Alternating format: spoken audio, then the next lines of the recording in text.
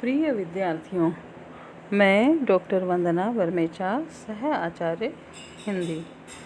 आज हम पढ़ेंगे बीए प्रथम वर्ष द्वितीय प्रश्न पत्र के अंतर्गत यात्रा संस्मरण धर्मवीर भारती जी का।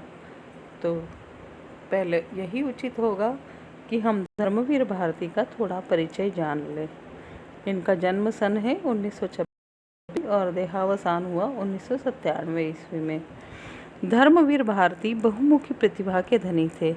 वे अपने जीवन में छात्र जीवन से ही साहित्यिक गतिविधियों में व्यस्त रहे। उन्होंने इलाहाबाद विश्वविद्यालय से शिक्षा प्राप्त की और वहीं प्राध्यापक भी रहे। उस समय एक निकष नाम की पत्रिका निकल रही थी, उसका संपादन आपने किया। बाद में धर्मयुग के संपादक के रूप में आप बम्बई चले गए तथा धर्मयुग के माध्यम से हिंदी पत्रकारिता को नए आयाम मिले।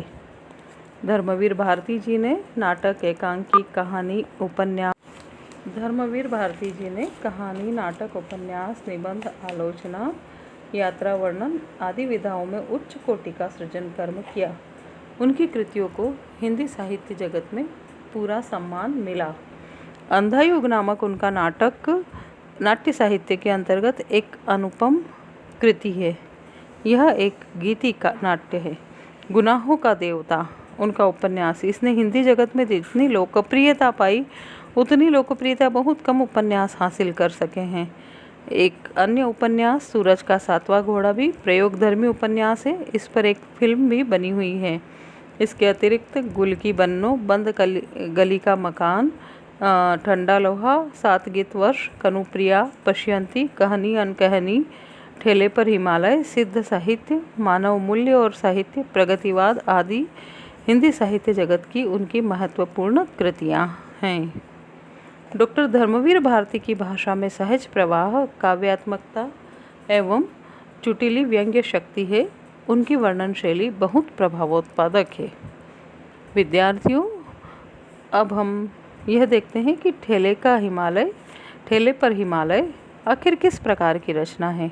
ठेले पर हिमालय एक यात्रा संस्मरण है।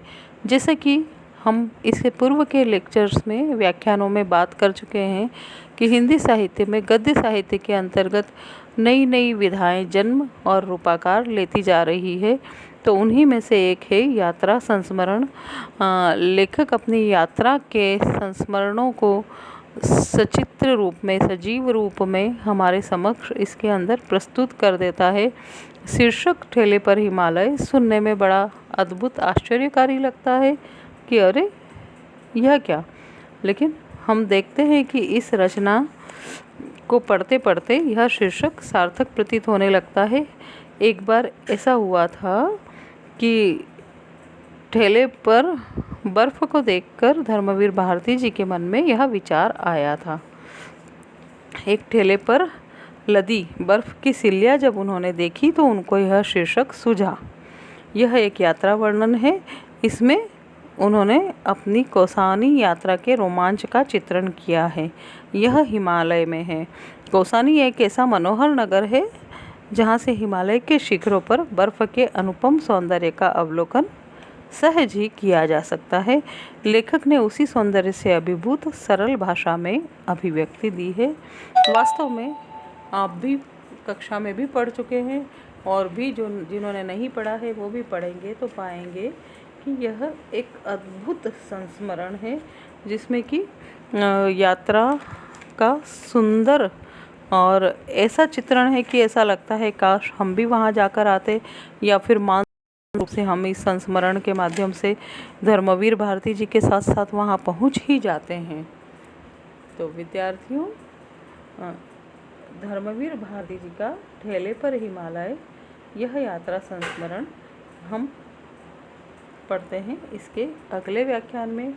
आज धर्मवीर भारती जी का इतना परिचय, इसके साथ साथ हम इसके सारांश को एक बार जान लेते हैं। जैसे कि मैंने बताया कि यह शीर्षक किस प्रकार जन्म ले बैठा।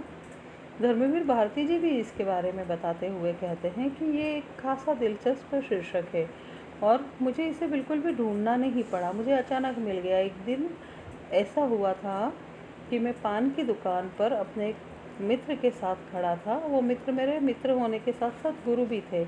और जैसे कि हम देखते ही हैं कि ठेले पर बर्फ़ की सिल्ली लादे हुए बर्फ़ वाले घूमते हैं, और वो बर्फ़ में से, क्योंकि बाहर का टेम्परेचर तापमान अलग होता है, बर्फ़ का तापमान अलग, तो एक धुआं सा निकलता हुआ प्रतीत होता है। तो वो जो मित्र साथ में खड़े थे धर्मवीर भारती जी के, अल्मोड़ा में जन्म लिए हुए वे थे, और वे खोए खोए बोले कि यह बर्फ़ तो हिमालय की शोभा है। मतलब बर्फ़ ने उन्हें हिमालय की याद दिला दी। और उसी समय कुछ ऐसा संयोग बैठा कि धर्मवीर जी को एक शीर्षक सूझ गया कि ठेले पर हिमालय। क्योंकि और फिर वे ये भी सोचने लगे कि चलो, उन्होंने यह तो नहीं सोचा कि मैं इस शीर्षक पर कोई रचना लिखूंगा, लेकिन उन्होंने मन ही मन में ये सोचा कि अगर नए कवियों को या नए कहानीकारों को अगर कोई रचना लिखनी है तो उनके लिए ये बड़ा अच्छा शीर्षक होगा, तो इस शीर्षक को ले जाओ और कोई भी अच्छी सी पंक्तियाँ लिख दो।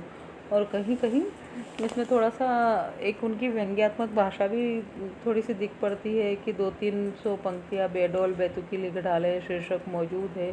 मतलब नई कविता पर शायद थोड़ा सा व्यंग्य भी इसमें मुझे नज़र आ रहा है।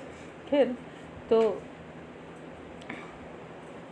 वो आगे इसी व्यंग्य परंपरा को निभाते हुए कहते हैं कि उतर आओ ऊंचे शिखर पर, बंदरों की तरह क्यों चढ़ी बैठी हो, ओ नए कवियों ठेले पर लदो, पान की दुकान पर बिको। तो खैर, ये सब बातें धर्मवीर जी ने अपने उस मित्र को बताई, और वे भी हंसने लगे कि ये कैसा शीर्षक है। लेकिन ऐसा कुछ हुआ कि उनके मित्र को वह बात खरोंच गई, क्योंकि जिसने 50 मील दूर से भी बादलों के बीच नीले आकाश में हिमालय की शिखर रेखा को चांद तारों से बात करते देखा है, मतलब बर्फ़ का सौंदर्य जिसने देखा है, उसके मन पर हिमालय की बर्फ़ कुछ ऐसी स्मृतियाँ छोड़ ही जाती है, कुछ ऐसी खरोंच कहें तो छोड़ ही जाती है कि जब जब उसकी याद आती है व्यक्ति का मन बेचैन हो उठता है।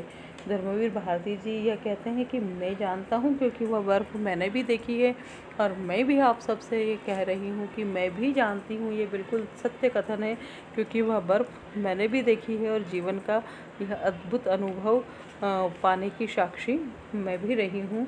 तो इसलिए बर्फ़ को बहुत निकट से देखना अपने आप में कुछ ऐसा अलग ही अनुभव होता है कि जैसे पता नहीं हम किसी दूसरी ही दुनिया में आ गए, मानो मैं कहूँ अधिक नहीं तो भी, कि उस समय ऐसा ही लगता है जैसे हम कहीं साक्षात स्वर्ग में उपस्थित हो गए हैं। धरा का ऐसा सौंदर्य, हिमालय का ऐसा वैभव सचमुच अद्भुत है। तो विद्यार्थियों, ठेले पर हिमालय की समीक्षा हम विस्तार से पढ़ते हैं इसके अगले व्याख्यान में।